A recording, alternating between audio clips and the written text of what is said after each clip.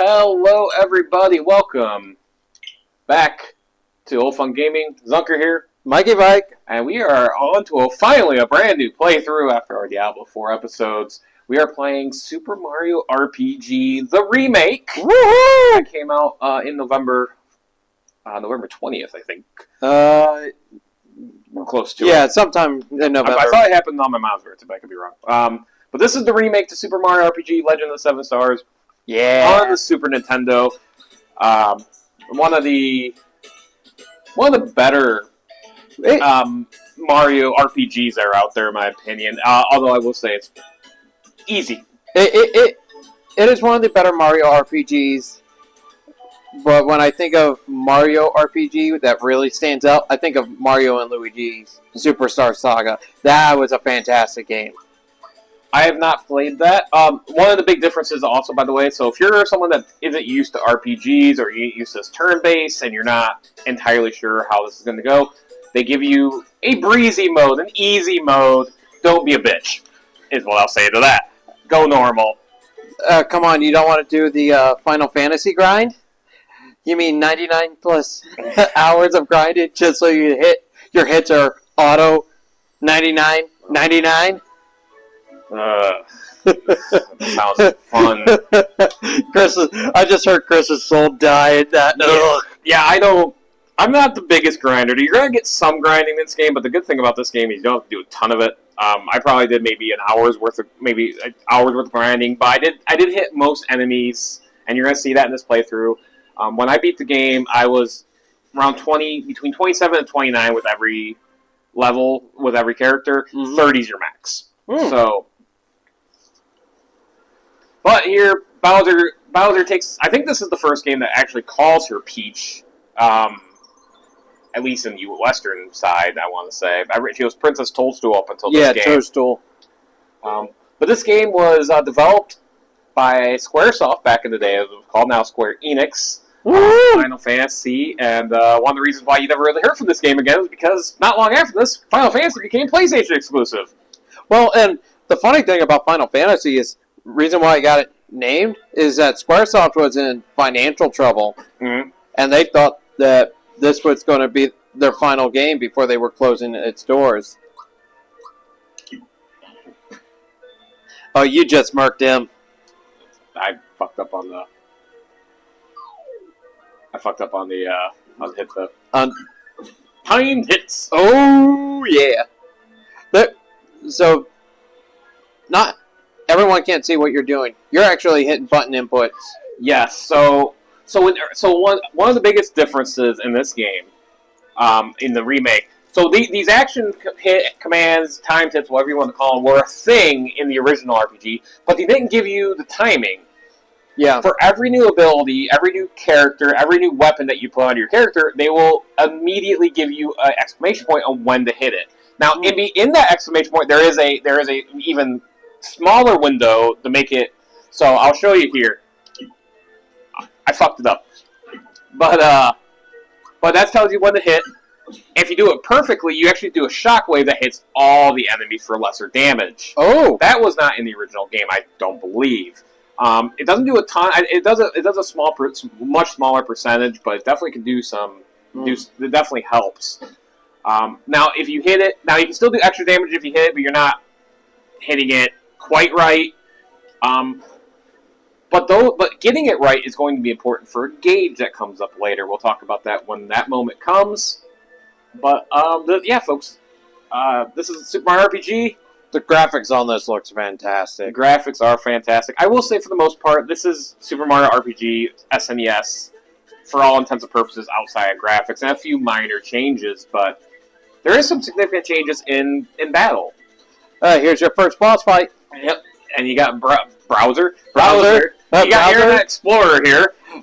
Hey, get Microsoft Edge out of here. Google's the only one that's worth it. Indeed. We don't talk about the rest. Firefox is a hot mess. Just to save yourself some time, go after the chain in this battle. Don't go after Bowser. Just go after Bowser. You can block. I'm doing a very piss poor job of it. Wow, he slaps like a bitch.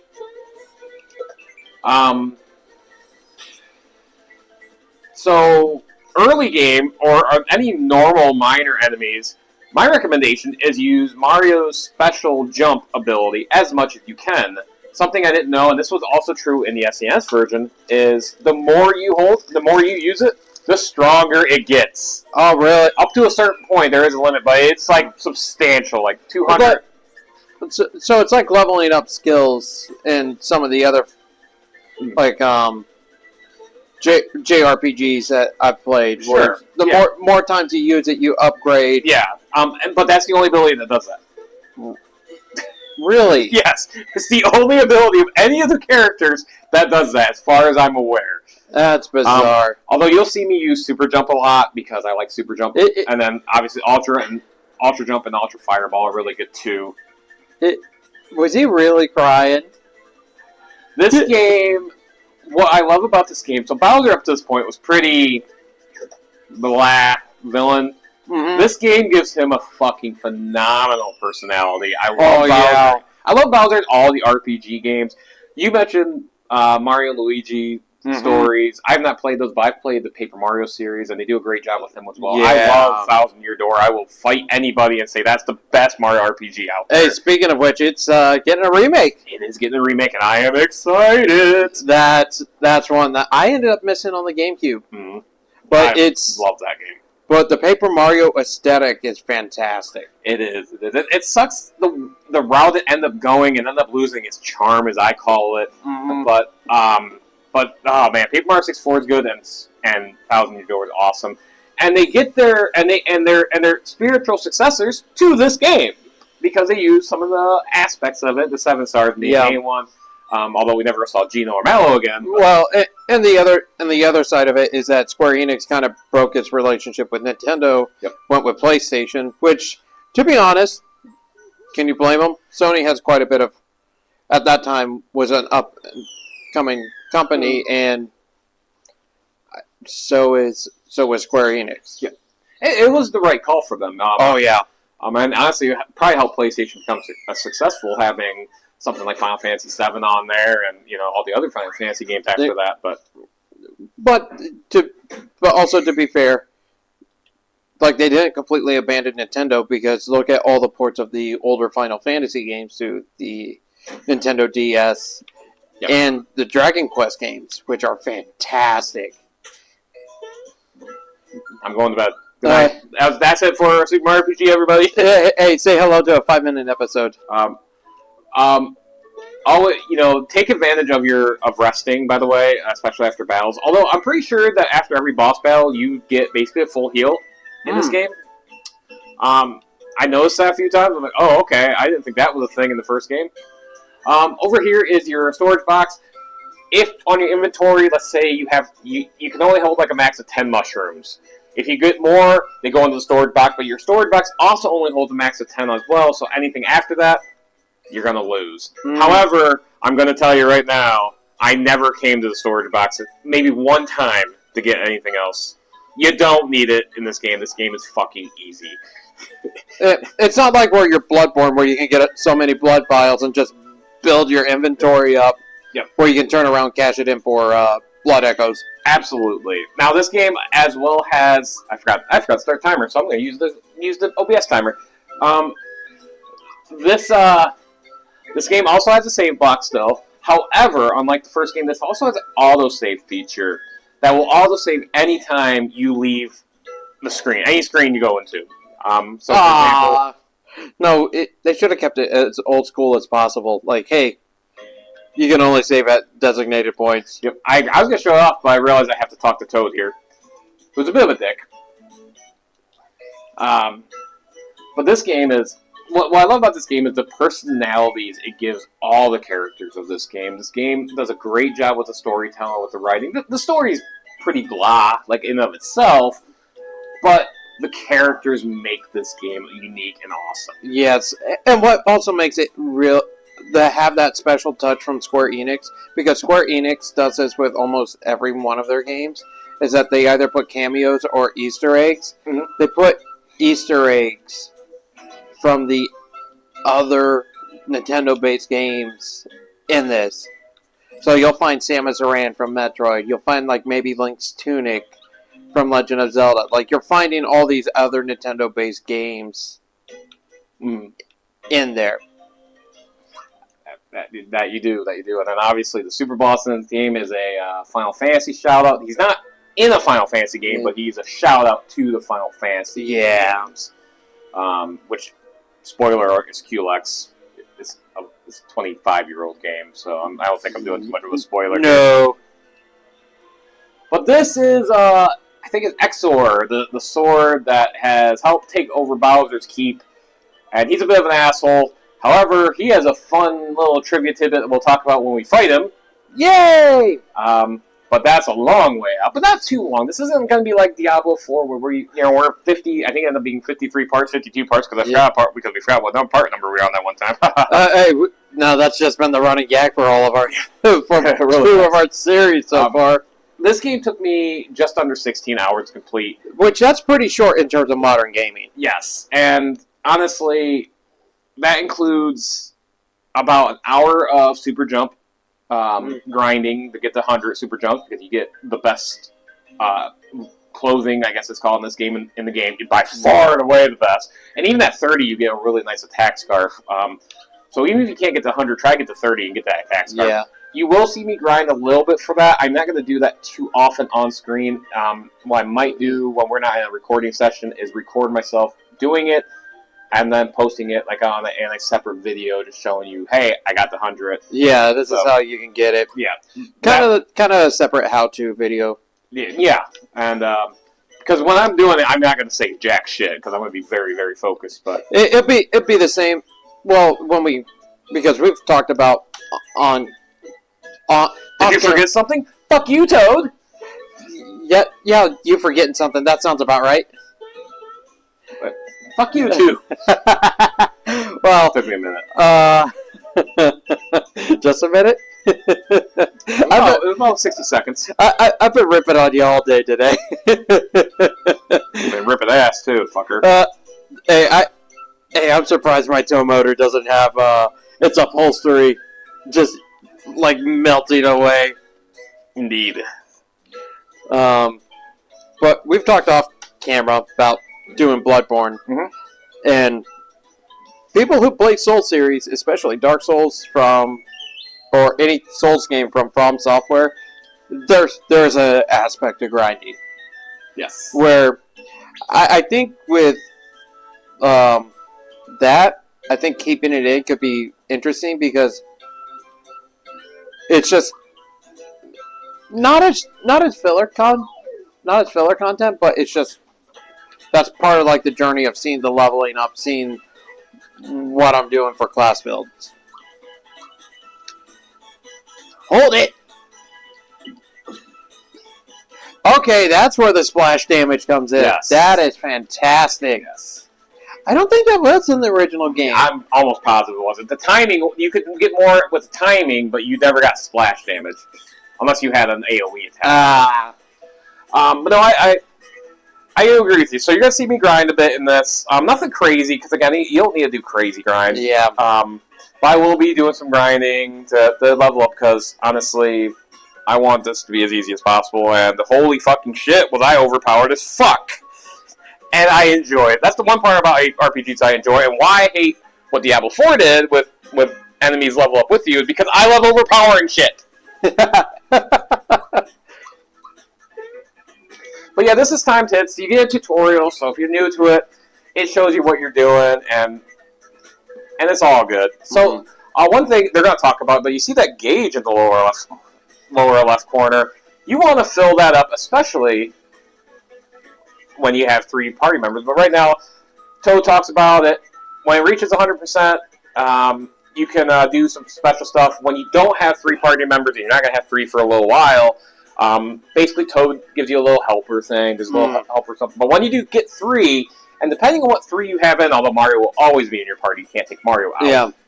Yeah. You can do a special triple attack of some sort, or defense, potentially. Oh, that's a callback to Dragon Quest, because Dragon Quest, also the other game that I can think of, Chrono Trigger, where if you have party members and those gauges match up, and you start getting the party abilities where now 2 or 3 party members can participate in a duo attack or a trio attack.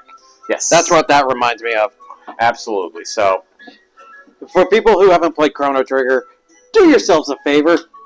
Get a copy on your phone, get a copy on your PC, or I think it might be available for the Switch, too. I think it's on the Switch. I think it's on the Super Nintendo. Play Chrono Trigger. It's a fantastic game. I once bought the Chrono Trigger for the Super Nintendo for about $50 and sold it for like $150. I kind of regret doing that now.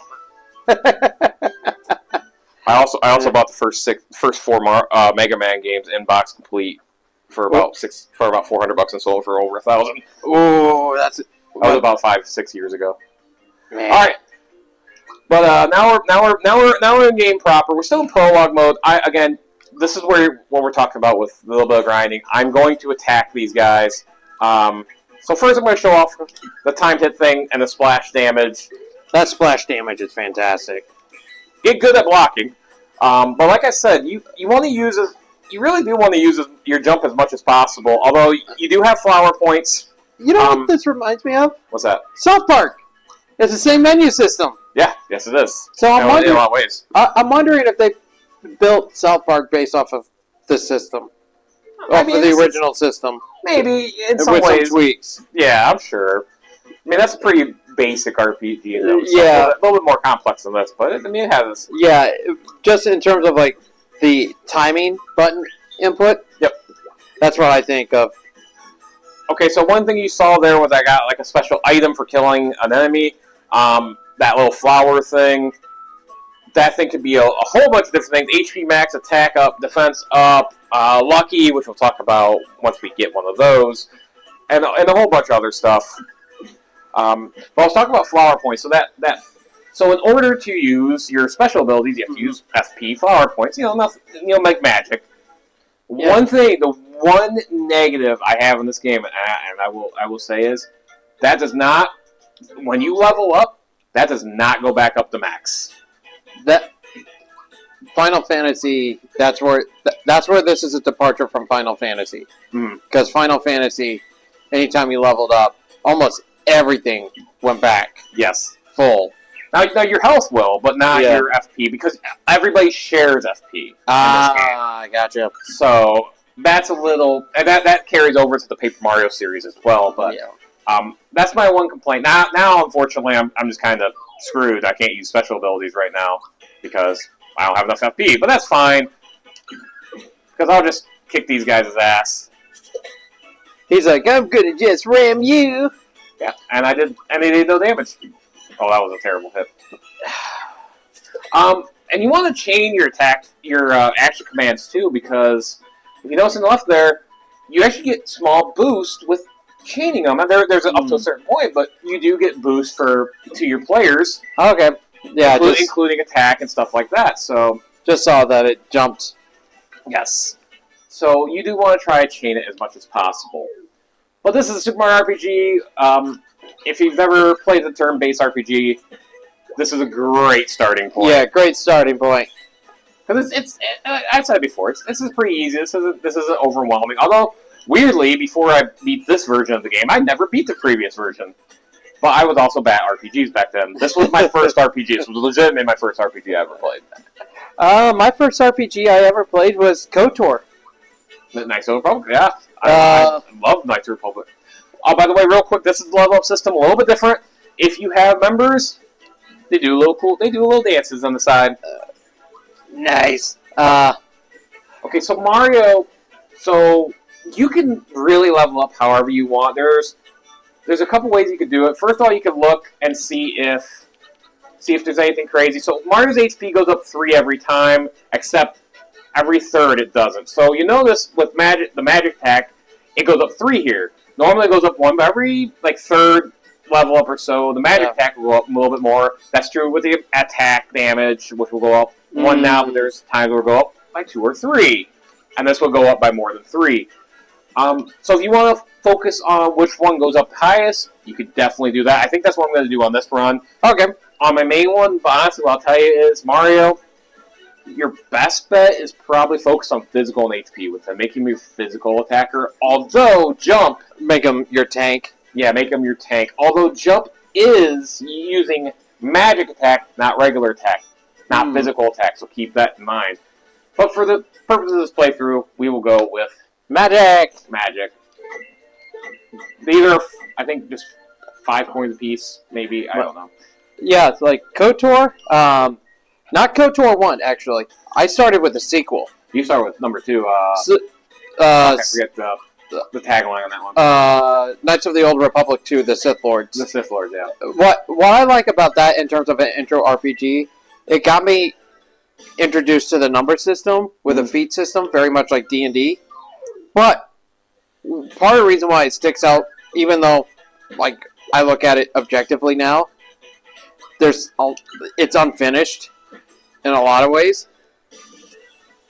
It's the armor and upgrade system, and how much they did with the upgrade system for lightsabers, because I had the component upgrades and the crystal upgrades on the lightsabers. So that made it stand out a little bit more. Mm-hmm. And the crafting system was much more robust in it.